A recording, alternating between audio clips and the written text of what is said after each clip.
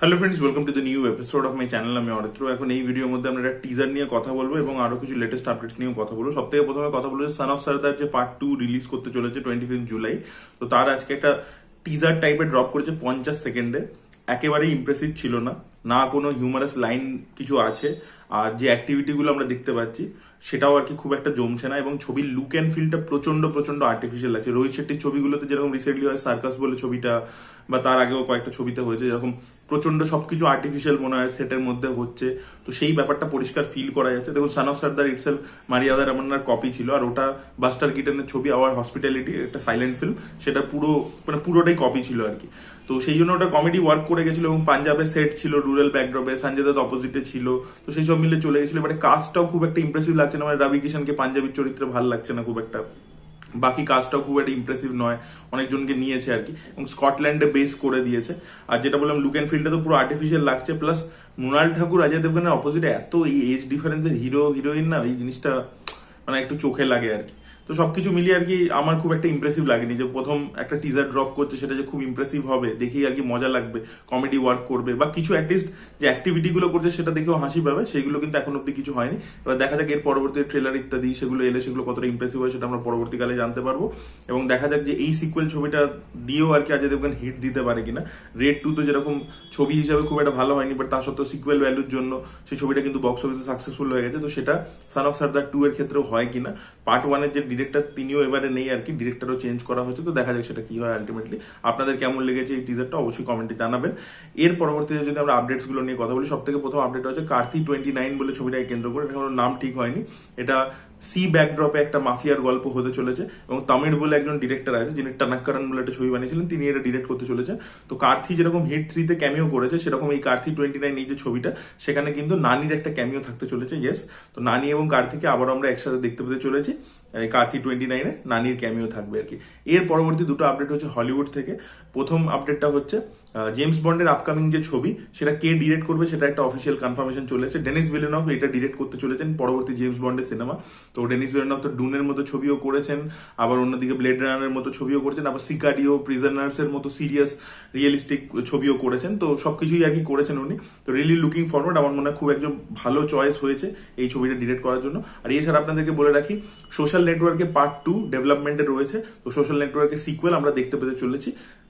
Video পরবর্তী আপডেটটা হচ্ছে একটা আমেরিকান সিটকমের ইন্ডিয়ান অ্যাডাপ্টেশন নিয়ে, ব্রুকলিন 99 যারা জানেন, তো সেই যে সিটকমটা সেটা ইন্ডিয়াতে অ্যাডাপ্টেড হতে চলেছে। ইন্ডিয়াতে তো অনেক ওয়েব সিরিজই, বিদেশি ওয়েব সিরিজে অ্যাডাপ্টেশন হয়, এবারে এটা অ্যাডাপ্টেশন হবে, এবং কুণাল খেমুকে আমরা লিড চরিত্রে দেখতে পেতে চলেছি। তো দেখা যাক, কুণাল খেমুর তো কমেডি টাইমিং ভালো, দেখা যাক এই শোটা কিরকম হয়। এর পরবর্তীতে আমরা কথা বলছি ওয়ার 2 এর নতুন 3টে পোস্টার নিয়ে, যেটা আজকে ড্রপ করেছে। সেটাতে দেখুন জুনিয়র এনটিআর এবং ঋত্বিক রোশন অ্যাকচুয়ালি টিজারের মধ্যে যে ঝলকগুলো আমরা দেখতে পেয়েছিলাম সেগুলোরই, সেই গ্লিমস গুলোকেই ক্যাচ করে একটা মানে পোস্টার টাইপের বানানো হয়েছে, এবং 50 দিন বাকি আছে সেই উপলক্ষে রিলিজ করা হয়েছে। ঋত্বিকেরটা তো ওই শাওলিন টেম্পলের যে শর্ট ফাইটটা হবে সেটারই একটা ঝলক। ঋত্বিককে অ্যাজ ইউজুয়াল ভালো লাগছে, এনটিআর কে খুব একটা ইমপ্রেসিভ লাগছে না পোস্টারের মধ্যে, বাট কিয়ারা আডবাণীর পোস্টারটা কিন্তু বেশ ভালো লাগছে। তাকে আগেন যেভাবে প্রেজেন্ট করা হয়েছে, সেও অ্যাকশন ইত্যাদি করছে, বাট তাকে খুব অ্যাট্রাকটিভ লাগছে। টিজারের মধ্যেও সব থেকে বেশি চর্চা কিয়ারা আডবাণীকে নিয়ে হয়েছিল।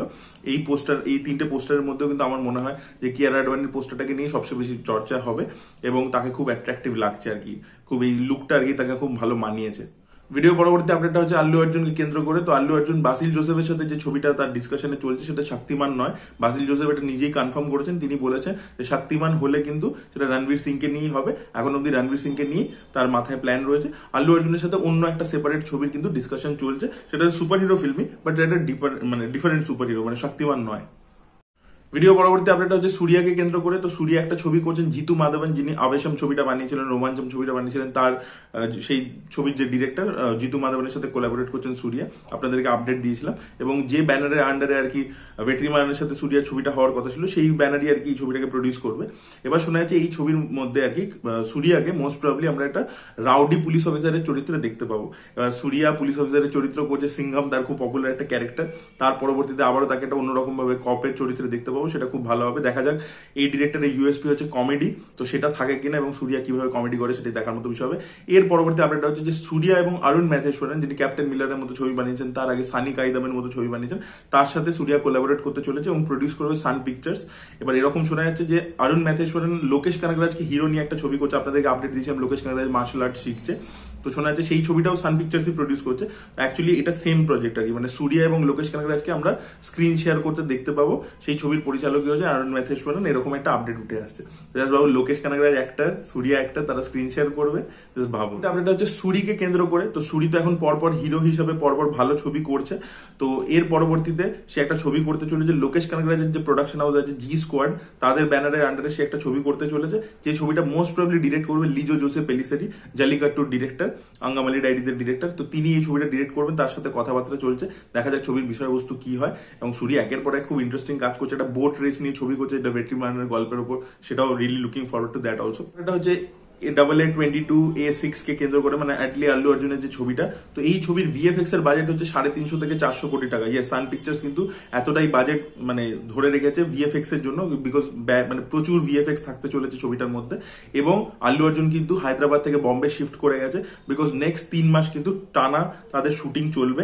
ইয়েস, বম্বেতে টানা 3 মাসের শিডিউল চলছে, এবং এই সবকিছু পোর্শন আর কি স্টুডিওর ভিতরেই শুট করা হবে।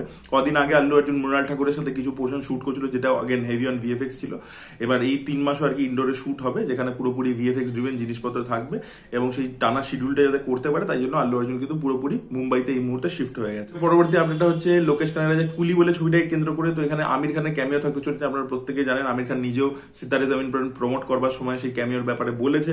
এবার শোনা যাচ্ছে যে এই ক্যামিওটা নাকি ক্লাইম্যাক্সের দিকেই থাকবে, 15 মিনিটের ক্যামিও রান টাইম হবে আর কি। এবং এখানে কিন্তু আমরা আমির খানের সাথে রজনীকান্তকে অ্যাকশন করতে দেখতে পাবো, তাদের ফেস অফ হবে, এবং ওই 15 মিনিটে নাকি প্রচুর ভরপুর অ্যাকশন, ব্লাডি অ্যাকশন থাকতে চলেছে, গোর, ভাইলেন্স ইত্যাদি থাকবে, এবং কিছু পাওয়ারফুল ডায়লগসও থাকবে, সেসব থাকতে চলেছে আর কি।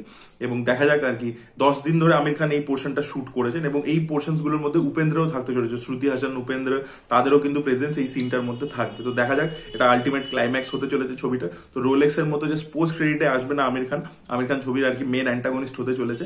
এবার দেখা যাক এই ক্যারেক্টারটাকে নিয়ে পরবর্তীকালে লোকেশ আবার সিনেমা করে কিনা, এটা দিয়ে কোনো একটা নতুন ইউনিভার্স সেট আপ করে কিনা।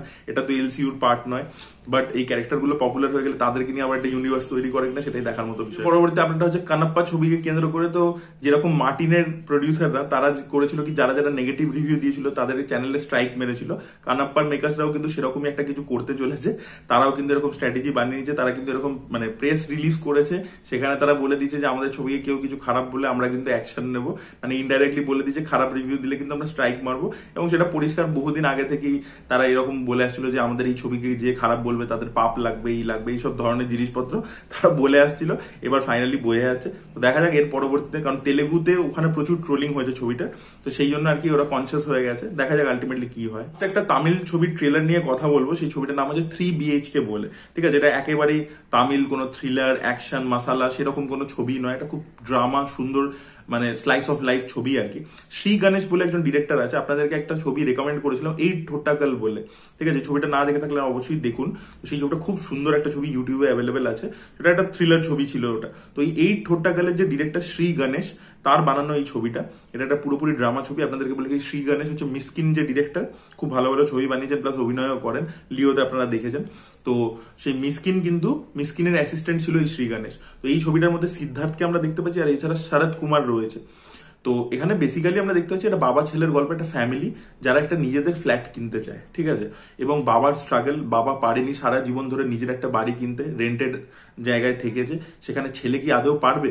বাবার ছেলের প্রতি প্রচুর এক্সপেকটেশন আছে, কিন্তু ছেলে সেইভাবে মারাত্মক সাকসেসফুল নয়, ঠিক আছে। সিদ্ধার্থ আর কি পড়াশোনায় সেরকম ভালো নয়, বারবার মানে চাকরির দিয়েছে, অ্যাপ্লাই করেছে, ইন্টারভিউ দিয়েছে, বাট তার চাকরি হয়নি। তো সেখানে এদের যে কন্টিনিউয়াস স্ট্রাগল বিভিন্ন এজ গ্রুপে, মানে যখন ও স্কুলে পড়ছে ওর বাবা চাকরি করছে, বা তার পরবর্তীতে ও যখন কলেজ পাস আউট করছে সেখানে, বা আরেকটু বয়স যখন বেড়ে গেছে, মানে বাবা আরো বুড়ো হয়ে গেছে আর ওরও বয়স বেড়ে গেছে, ও mid-30s বা 40s এর কাছাকাছি পৌঁছে গেছে, তখনও ওদের যে কন্টিনিউয়াস একটা স্ট্রাগল চলছে, এবং তার মধ্যে এই ফ্যামিলিটার বন্ডিং ইত্যাদি, সেটাকেই এই ছবিটা এক্সপ্লোর করছে। খুব সুন্দর লাগবে। আপনার ট্রেলারটা সার্চ করে দেখুন, 3BHK বলে সার্চ করুন, দিয়ে ট্রেলারটা দেখুন।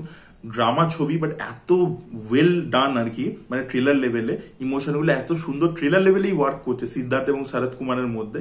এবং শরৎ কুমার কিন্তু ফ্যামিলি ছবি, এই যে সূর্যবংশম আপনারা দেখেন অমিতাভ বচ্চনের, ওটা যে অরিজিনাল তামিল ভার্সনটা, তাতে শরৎ কুমার ছিল।